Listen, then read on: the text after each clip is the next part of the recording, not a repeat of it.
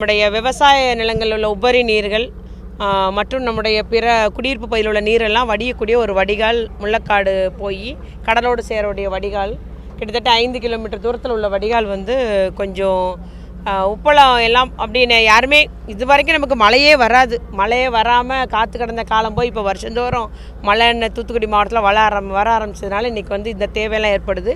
அதனால் அந்த உப்பளத்துக்காரங்க அப்படியே ஒதுக்கி அந்த ஓடை வந்துட்டு குறுகல் ஆயிடுச்சு. கிட்டத்தட்ட 4 அடி அந்த மாதிரி தான் ஓடை ஓடிட்டுருக்குது. 20 அடி 40-50 அடி இருக்கும் போல் அகலம் இந்த ஓடை.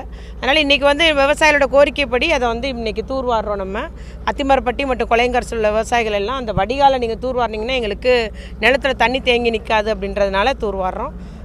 இப்பொழுது வந்து உப்பளமும் பார்த்திங்கன்னா இன்னும் எப்படியும் ஒரு மாதம் 2 மாதத்துக்கு வேலையே இருக்காது. ஃபுல்லாகவே தண்ணி தேங்கி இருக்குது. அதனால் அவங்களுக்கு இந்த தயாரிப்பு உற்பத்தின்றது இருக்காது. அதனால் இந்த நேரம் பண்ணிட்டேன்னா அவங்களுக்கும் பாதிப்பு இருக்காது அப்படின்றதில் இன்றைக்கி இந்த நடவடிக்கை எடுத்திருக்கோம். நிச்சயமாக இது விவசாயிகளுக்கும் நலம் தரக்கூடியதாக இருக்கும். உப்பளத்தை பொறுத்த வரைக்கும் இந்த தோண்டி போடுற மண்ணிலே அவங்களுக்கு ஒரு கரையை உண்டு பண்ணிட்டோன்னு வைங்களேன், அவங்களுக்கு போக்குவரத்தும் இன்னும் எளிதாக தான் இருக்கும். அதனால் 2 உப்பள உற்பத்தியாளராக இருந்தாலும் சரி, விவசாயம் இருந்தாலும் அவங்களுக்கு நலம் பயக்கூடிய ஒரு ஓடை 5 கிலோமீட்டர் ஓடை வந்து இன்றைக்கி தூர்வாரப்படுகிறது.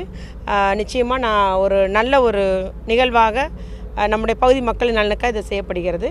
அதுபோல் நம்முடைய ஆட்சித்தலைவர் அவர்கள் வந்து பாதிக்கப்பட்ட பயிரெல்லாம் கணக்கெடுத்துட்டு இருந்தாங்க. கிட்டத்தட்ட இது வரைக்கும் 65,000 ஹெக்டேர்ஸ் கணக்கெடுக்க அதாவது இது வரைக்கும் எடுக்கப்பட்டுள்ளது. இன்னும் தொடர்ச்சியாக பாதிப்படைஞ்ச பயிர்களை கணக்கெடுக்கும் பணி நடைபெற்று வருகிறது.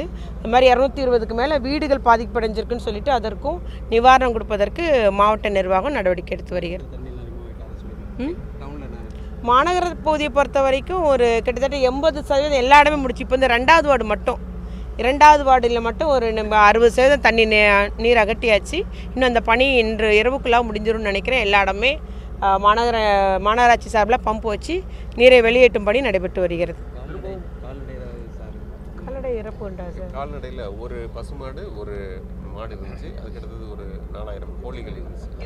அதான் ஒரு பசுமாடு ஒரு எருமை மாடு ஒரு 4000 கோழிகள் மட்டும் அதில் பாதிப்படைஞ்சிருச்சு. அதுக்குரிய நிவாரணம் அரசு கொடுத்துருவாங்க. முதலமைச்சர் அவர்கள் அறிவித்துள்ள முதலமைச்சர் சார்பில் வழங்கப்படும்.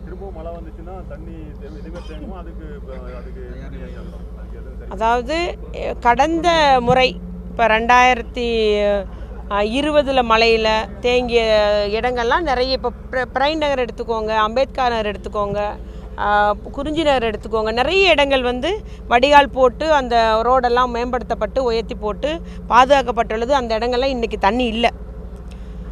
ஆனால் இன்னும் அந்த பள்ளமாக இருக்கிற இடங்கள் கிட்டத்தட்ட நமக்கு அங்கங்கே ஒரு என்ன சொல்கிறது, கிண்ணம் போல் அமைப்பில் பள்ளமாக இருக்கிற இடங்களில் தண்ணி தேங்குறது இருக்குது. ரோடை உயர்த்திருந்தாலும் அது வீடுகளில் போய் சுற்றி நிற்கிது. அதனால் அந்த மாதிரி இதை நம்ம அகட்டிகிட்டு இருக்கோம். இது நம்ம இந்த வர்ற வலையில் வராதுன்னு சொல்ல முடியாது. அதனால் மேக்ஸிமம் முந்தையெல்லாம் பார்த்திங்கன்னா 2 கிலோமீட்டருக்கு நம்ம ஓஸ் மட்டும் போடுவோம். இன்றைக்கி அதுக்கு இது இருக்குது, சேனல் இருக்குது, வடிகால் இருக்குது, மழைநீர் வடிகால் இருக்கிறதுனால ஈஸியாக பம்ப் அவுட் பண்ணுறதுக்கும் எளிதாக இருக்குது. அவ்வளோ தூரம் ஓஸ் போட முடியாது. சில இதெல்லாம் ஓஸே போட முடியாது. இங்கேருந்து அங்கே அடிப்பாங்க, அங்கேருந்து அங்கே அடிப்பாங்க, அப்படி ஷிஃப்டிங் பண்ணுவாங்க. இப்போ இந்த மாதிரி அப்படியெல்லாம் இல்லை. பக்கத்தில் வடிகால் இருக்கிறதுனால எளிதாக நம்ம பம்பிங் பண்ணுறதுக்கும் எளிதாக இருக்குது. அதனால் மக்களுடைய அடிப்படை வசதியை அரசு பண்ணிக்கிட்டே இருக்குது. 3 வருஷத்தில் நிறைய பணிகள் மாண்பு முதலமைச்சர் பொறுப்பேற்றதுக்கப்புறம் கிட்டத்தட்ட 400 கோடி ரூபாய் அடிப்படை வசதிக்காகவே ஒதுக்கப்பட்டு நடைபெற்று வருகிறது.